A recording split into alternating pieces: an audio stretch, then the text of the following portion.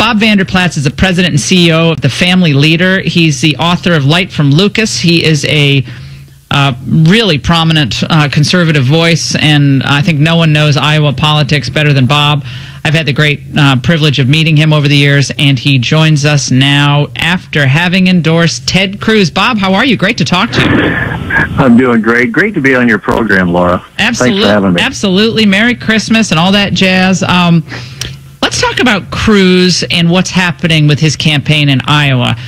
I had heard from his people months ago, just watch. They would say, just watch. And I was like, what are you talking about, just watch? But now we've watched, and indeed he's sewn up critical and key endorsements in the very important state of Iowa. How has he done this? And I want to talk about how he got your endorsement. Well, Ted Cruz, first of all, he's probably the best conservative standard bearer that we've had in a long time, as far as what I can remember. And what he's doing, where his campaign was saying, just watch, he was lining up key activists. He was kept getting the people on the ground. The poll numbers weren't reflecting that, but I kept telling people he will outpoll his poll numbers. And now he's picked up Congressman Steve King's endorsement. He picked up Steve Deace's endorsement. I joined the team yesterday in endorsing Ted Cruz. I believe not only can Ted Cruz win Iowa, I think he can dominate Iowa. And in this divide of a field, that's saying something. And I think he has a great chance to be our nominee, and I'm looking forward to that. Santorum and Huckabee also won Iowa. They didn't win the nomination. So, the cynic in me will say, Bob, come on, how much, really, does this really matter? And what do you say to that? Well, it really does matter. First of all, I endorsed Huckabee and Santorum. They both lost. They both lost. Well, they first both won. And then I'd say the nation lost because of McCain, and the nation lost because of Romney versus Huckabee and Santorum. But Cruz is different. And the reason Cruz is different is that Cruz isn't putting all of his chips in Iowa. He's going to do exceptionally well here. But he's built an organization in the other early states, the SEC primary states, and the guy is exceptionally well-resourced and funded. Mike Huckabee and Rick Santorum love both of them, but they didn't have the funds 4 and 8 years ago. They don't have the funds today. Ted has the money. Well, Ted has money, and he has the infrastructure to compete, and you're going to need to be able to do that. So not only is he a great standard bearer and a principled conservative, but he's got the resources to back it up to where I believe he can go the distance and take on Hillary. So he has the get-out-the-vote machinery in Iowa, correct? He really does. And when you take a look at the people on the ground, and so don't look at poll numbers, but you look at Brian English, you look at Vicki Crawford, you look at Pastor Cranston, people that we know and move numbers in Iowa. He's huge. Cranston has a great contact base, and those are pretty big people in Iowa, no doubt. Now, why did you decide not to go with someone like a Trump, who's obviously getting a lot of national attention? Well, Donald Trump and I were good friends, but quite frankly, I believe Trump has tapped into the emotion of the American people. I think he's been great value to this race. But I think Ted Cruz is the type of a leader who's still from the outside, but he's very bold and courageous, and he's exceptionally bright on how to get things done. And so we just saw Ted Cruz as just that consistent, what has he gotten done? Conservative. By the way, I love Ted Cruz, that, but I'm playing devil's advocate here. What has he gotten done? You bet. Well, first of all, we take a look at a rogue Supreme Court. This guy not only was a clerk for a Chief Justice, but he also took on in the Senate. What did he get done in the Senate? I was a clerk on the Supreme Court as well, but what did he get done in the Senate? He's made a lot of enemies in the Senate, which, frankly, in my mind, is a good thing because most of these people are total frauds. Thing. He exposed both sides of the aisle. He did what he said he was going to do when he ran for Senate and when he became senator. But the other part is that when you're in a Mitch McConnell Senate or in a Harry Reid Senate, you're probably not going to get a lot of things moving, and that's why I think people are saying, we're done with politics as usual. That's why Trump's rise is there.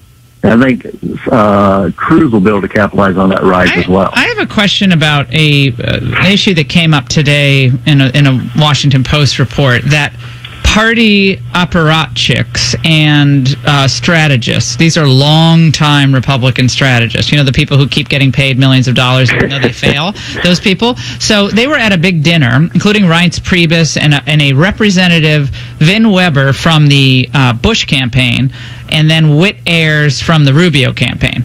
So they were both at this dinner with all these other people, and they're apparently preparing for a brokered convention where they believe that the establishment hold on the delegates will turn in Rubio or Bush's favor come second or third balloting if neither Cruz or Trump, and they're mostly focusing on Trump for now, but I think the same analysis applies to Cruz, if neither of them can win that number needed to secure the nomination on the first ballot. Tell us about the delegate process and how you think that could play out. Well, first of all, that meeting gives you great insight into this race. This party and the establishment, they're completely out of touch with the American people. And the Trump campaign is showing that. The Cruz campaign is showing that. And I think the Romney convention of 2012, they intended to set it up like this, that the establishment would be able to control the convention. Now, I believe Cruz has the resources, even if it goes to a broker convention, that he'll be there. Typically, convention delegates are very concerned about the party platform, which means Cruz would have the advantage. However, if it's a rigged process, it might go more to an establishment candidate.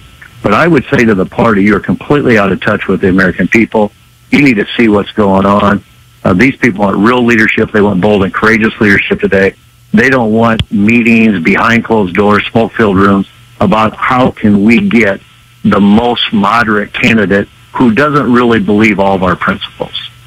Claire McCaskill, I know you and she are good friends, Democrat senator, reflected on Cruz. Let's listen. You don't have to be popular with other senators, but you need to be respected by other senators if you have what it takes to be president of the United States. I mean, Barack Obama wasn't popular with all the senators, but he was respected, and Marco is respected. I don't think Ted has the respect of his fellow senators.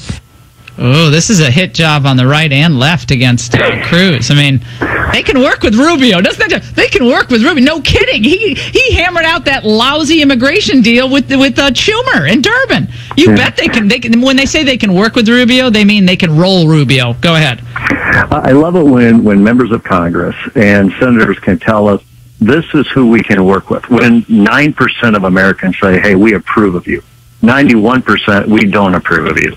So maybe we should listen to the 91% versus the 9% about who has respect and who can get things done. And I think when the American people come out and they say, we want an outside candidate like Ted Cruz to take on the mantle of presidency and to be the leader, they should listen to that. And it's not just the Republicans who are saying we want an outside candidate. You got Phil DeBurn on the Democrat side.